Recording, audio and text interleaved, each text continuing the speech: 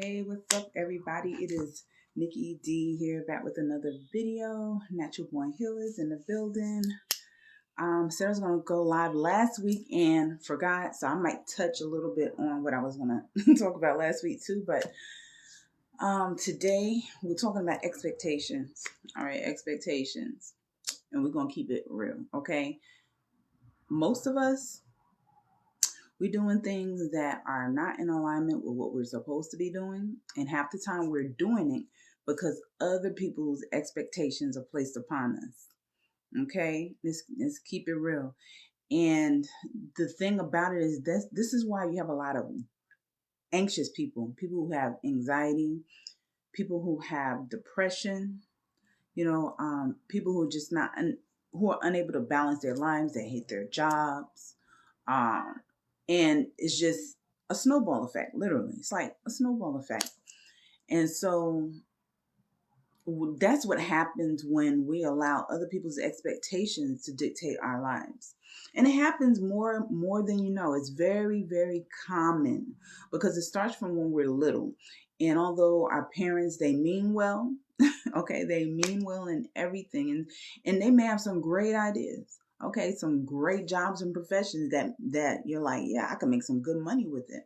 But the thing is, if your soul is not in it, if your soul is like, nah, then it's going to be a no. And so then you'll steadily be forcing yourself to say yes to something that's really a no. And so when you're doing that, it's placing yourself out of alignment, it's creating this whole big head spin. Okay. It's creating that depression, it's creating that anxiety because you're like, first you start off feeling like it's all right, it's okay, you're doing it. And then as time goes on, it wears thin. And the reason why it wears thin is because it was never your path to begin with. Y'all follow me? It was never your path to begin with. And so, what I want to encourage people to do is, especially if you're parents right now, okay, we are to set a safe space for our children, right? We do want to guide them into this world correctly. Okay, so there are things that they will need to take from us. They will need that guidance. They're gonna need the guidance. However, the flip side of it is we do have to allow them a little bit of freedom, a little bit of space, so we can keenly observe what they are truly good at, what they truly want to do. It may not be the amount of money that you wish for your child to make. And you never know also because if somebody says that, okay, I don't want to be a doctor, I don't want to be a lawyer, I think I want to choreograph. Choreograph? What do I don't know if you want to do that and da da da this and da da da that. Okay. Well, we can look at the good points and the bad points of anything that you're doing.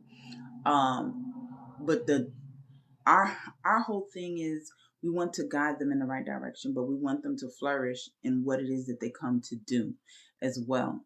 And so the thing that's most natural to you is going to be the thing that you do the best at, period. And if it's something that is supposed to be done, doors are going to naturally open. Okay, left and right, it's going to naturally open. So we have to learn how to use our discernment, how to pay close attention to our children and the things that come natural, the things that light them up, the things that it seems like it opens up doors for them. And that is the thing to tap into, that is the thing to nourish and to help flow, because right now we got a whole bunch of broke adults out here. When I mean broke, I don't mean broke money wise. I mean broke, just broke mentally, just broke because they have been following. I've done it, but we've been following what everybody believed us to be. Okay, they're like, oh, you will be so good at this. Oh, you will be so excellent at this. Just because you know how to do something doesn't mean that's what you're supposed to be doing. Just because you know how to do it, it doesn't. We know how to do a lot of things, but what are you passionate about? And so for the adults right now who are, they've already been through that where they followed other people's expectations, and so now they have been stuck in this box, that's not their box. They don't want to be here. You don't want to be here. And listen, that's okay. The first step is recognizing that, okay, this box no longer serves me. Okay, this is not it. This is, not for me. Okay, so what do you do? So of course, you can't just up and quit your job. You can't just up and do, you gotta have a plan. You gotta have a plan in place. But start to discover, start to see, where are these cracks at? What is it that I enjoy doing? What is my passion? What is something that I can talk about all day, every day to everybody and never get tired? What is the one thing that I can do repetitively over and over and over again and never, ever feel like I don't want to do it anymore? And usually those things are the things that we should be working with, that we should be using, because those are the very things that we're probably supposed to use towards whatever our soul mission is, okay? Because there's still our soul mission here, okay? Just because you're not do something, like I said, it's about incorporating it. So you have to nourish those things, start to do things in those avenues that you're passionate about, and see what kind of doors open. Do the doors open easily for you? You're not going to know unless you try. You're not going to know unless you try. So that I dare anybody that if there's something that you're passionate about, if there's something that you love to do, if there's something that that you would do it free, you would do it for no money whatsoever. Try it. You could try it on the side. Try to dip your toe in. Just try to put yourself out there just a little bit and see what kind of doors are open for you, because that's the only way you're gonna know. If you notice that doors are like opening easily, it seems like it's opening easily, and this is something that you love to do, ding, ding, ding, that right there is telling you that, okay, maybe this is it. Let me continue to take this path a little bit further. Let me push it to the edge a little bit, because it's freely opening for me, which tells me that I'm in the right direction. If the doors still are not opening, it doesn't mean that it's a no. It just means that there's probably something else you're supposed to do before that. Okay. But we have to stop living in other people's shadows, other people's expectations. Because if we do, we're just going to walk around here and be miserable, depressed, anxious. Okay. And that's not a good feeling. It's not a good space to be in. And when you start to deal with mental, where your mental is not clear, when you don't have mental clarity, it just turns into other stuff. And the next thing you know, it's affecting your physical, it's affecting your spiritual, And so that's why we have to look back at ourselves and like, what part of my life am I living for others? What part of this life is really somebody else's wishes for me versus wishes for myself? What part of my life is actually linked to my soul? And you'll know when it's linked to your soul, because like I said, it's a passion. You love it. You can do it all day. You can talk about it all day. You can talk about it effortlessly. There's nothing that you have to do. You don't have to go and Google it. Okay. Like, you can run this off the top of your head. Okay. You can run through this multiple different kinds of ways, because this is your passion. This is your love, whatever it may be. And so I encourage people to just step out of those shadows, step out of those expectations of what others want for you. Because although it will make them happy in the beginning for you to follow those expectations, when they see that you're miserable or that you're down, or that there's something going on behind you doing that, it's not going to make them happy in the end. It's not going to make your parents happy in the end. It's not going to make you happy in the end. It's not going to make your husband, your wife, your children happy in the end. But what will is following your path, which falls in line with following your promptings. Because as you follow your promptings, it's going to connect you to your path. And as it connects you to your path, the doors will start to open. And then as the doors start to open, that's when opportunities come. And when those necessary opportunities come, that's when it pushes you into your soul mission. But it takes steps. It takes baby steps. I mean, even I'm not fully there. Me being in front of you right now, in front of this camera, was something that I never thought that I would be doing, that I could be doing. Me, and I can only use myself as an example, me growing up, just always been a spiritual person. Always been willing to just share knowledge, share things. I mean, I could talk about the things that I talk about all day long, right? And somebody says, Nicole, you know what? You got to push this. Come on now, because people need you. And so that's why I'm placing that back on you all. If you're not happy with where you're at, then go to where you're happy and start to make those small steps into your happiness. Because once you start doing what makes you happy, there are people that are waiting for you because they need you.